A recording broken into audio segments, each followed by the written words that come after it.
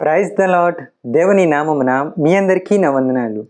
ఈరోజు దేవుని వాగ్దానము ఫిలిప్పీలకు 4వ అధ్యాయము 11వ వచనము. నేనే స్థితిలో ఉన్నను ఆ స్థితిలో సంతృప్తి కలిగి నేర్చుకొని ఉన్నాను.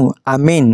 ఈ వాక్యము ద్వారా యేసుక్రీస్తు వారు ఈరోజు మనతో ఏం మాట్లాడుతున్నారంటే, అపోస్తులైన పౌలు గారు ఫిలిప్పీలో ఉన్న దేవుని సంగమునకు అలాగే ఆయన తోటి విశ్వాసులకు పరిచర్యలకు ఇలాగూ చెబుతున్నారు.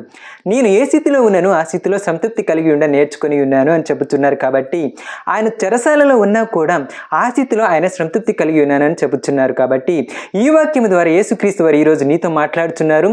ఆయన నీకేదైతే ఇచ్చి ఉన్నారో దానిలో నువ్వు సంతృప్తి కలిగి ఉండమని చెబుతున్నారు. నీకు లేని దాని విషయమయ్యి నువ్వు కంగారు పడనవసరం లేదు, నీవు అవిశ్వాసంతో ఉండనవసరం లేదు.